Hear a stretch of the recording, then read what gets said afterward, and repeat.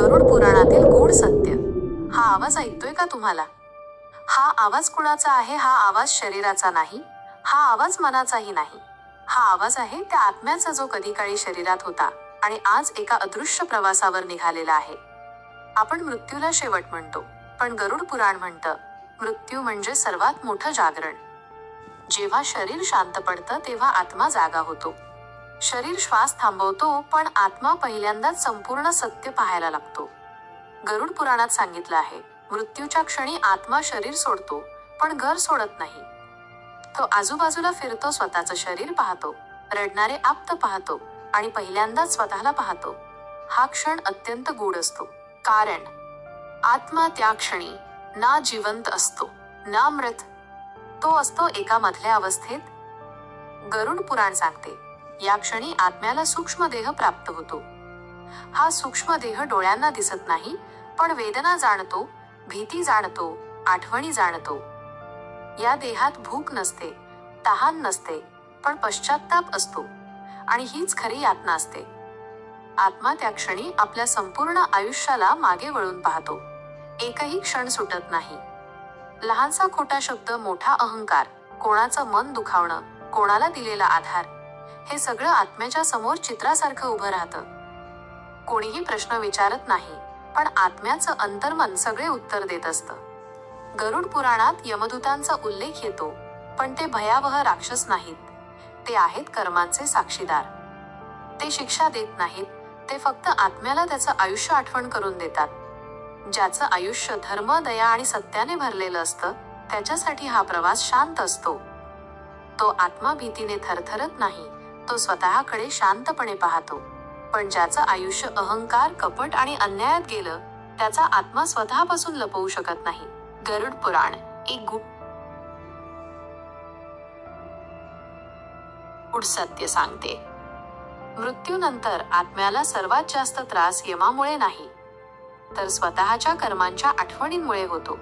हीच खरी शिक्षा आहे. आत्मा जेव्हा पुढे जातो तेव्हा तो न स्वर्गात असतो न नरकात. तो असतो प्रेतयोनीत मधल्या अवस्थेत. ही अवस्था आसक्तीवर ठरते. ज्याला पैसा सोडता आला नाही तो पैशात अडकतो. ज्याला नातं सोडता आलं नाही तो आठवणींत अडकतो.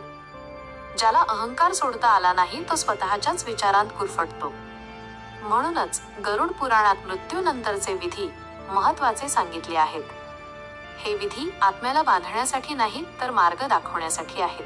पिंडदान, तर्पण, श्राद्ध हे आत्म्याला सांगतात, तुझा प्रवास सुरू ठेव. काही आत्मे लवकर पुढे जातात, काही आत्मे वर्षानुवर्षे अडकतात, कारण त्यांचं मन मृत्यूपूर्वीच अस्थिर असतं. गरुड पुराण एक गंभीर इशारा देतं. ज्याचं मन जिवंत असतानाच शांत आहे, त्याचा मृत्यूनंतरचा प्रवास सोप्या मार्गाने होतो. पण ज्याचं मन द्वेष, भीती आणि लोभाने भरलेलं आहे, त्याचा आत्मा स्वतःचाच कैदी बनतो. म्हणूनच गरुड पुराण मृत्यूची भीती दाखवत नाही, ते आपल्याला जिवंत असताना जागं करतं.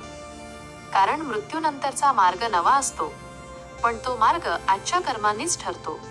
शरीर नश्वर आहे हे सत्य आहे, पण आत्मा अमर आहे हे त्याहून मोठं सत्य आहे. आणि हा आत्मा सतत प्रवासात आहे, आजही, आत्ताही. हा प्रवास तुझ्याही आयुष्यानेच लिहिला जात आहे.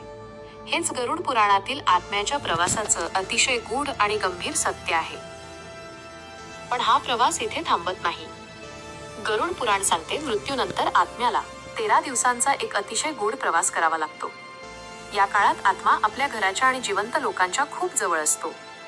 तो ऐकतो लोक काय बोलतात, तो पाहतो आपल्यासाठी काय केलं जातं, आणि या प्रत्येक गोष्टीचा त्याच्या प्रवासावर परिणाम होतो. म्हणूनच गरुड पुराणात सांगितलं आहे, मृत्यूनंतर रडणं कमी ठेवा आणि प्रार्थना जास्त करा. कारण आत्म्याला आवाज ऐकू येतो, पण शरीराला प्रतिसाद देता येत नाही. हा त्रास अत्यंत वेदनादायक असतो. गरुड पुराण एक अतिशय धक्कादायक सत्य सांगते. मृत्यूनंतर आत्मा अचानक मुक्त होत नाही. त्याला प्रत्येक दिवस एका अदृश्य मार्गावरून चालावं लागतं. या मार्गावर ना रात्र असते ना दिवस, फक्त आठवणी असतात आणि कर्मांचे प्रतिबिंब. या प्रवासात आत्म्याला भुकेची वेदना नसते, पण तृष्णा असते. पैशाची तृष्णा, नात्यांची तृष्णा, मान सन्मानाची तृष्णा. ही तृष्णा आत्म्याला पुढे जाऊ देत नाही. गरुड पुराणात प्रेतयोनीचा उल्लेख येतो, ही योनी शिक्षेसाठी नाही, ती आहे आत्म्याला सोडायला शिकवण्यासाठी. ज्याने जिवंतपणी सोडणं शिकलं नाही त्याला इथे सोडणं शिकवलं जातं. काही आत्मे आपल्या घराभोवती फिरत राहतात, कारण त्यांना आपल्या माणसांची काळजी वाटत असते. पण ही काळजी हळूहळू बंधन बनते आणि बंधन प्रवास थांबवते. गरुड पुराण सांगते, जेव्हा पिंडदान, तर्पण, श्राद्ध योग्य भावनेने केलं जातं, तेव्हा आत्म्याला एक संदेश मिळतो, आता पुढे जा, तुझी काळजी आम्ही घेऊ. हा संदेश आत्म्याला धैर्य देतो आणि धैर्य प्रवास सोपा करतो. पण जर हे विधी फक्त दिखाव्यासाठी केले तर आत्म्याला मार्ग दिसत नाही. तो अजून खोल आठवणींत अडकतो. गरुड पुराण एक शेवटचं गंभीर सत्य सांगते.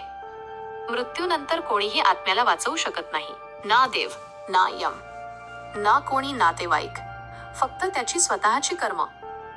म्हणूनच गरुड पुराण मृत्यूबद्दल नाही बोलत, ते आयुष्याबद्दल बोलतं. आपण कसं बोलतो, कसं वागतो, कोणाला माफ करतो, कोणाला दुखावतो, हे सगळं मृत्यूनंतर आवाज बनतं, जो आत्म्याला सतत ऐकू येतो. आज जर मन शांत ठेवलं तर मृत्यूनंतरचा प्रवास शांत होतो. आज जर सोडला तर उद्या आत्मा मुक्त श्वास घेतो. कारण गरुड पुराण स्पष्ट सांगते, मृत्यू शेवट नाही, तो आरसा आहे आणि त्या आरशात आपण फक्त स्वतःलाच पाहतो.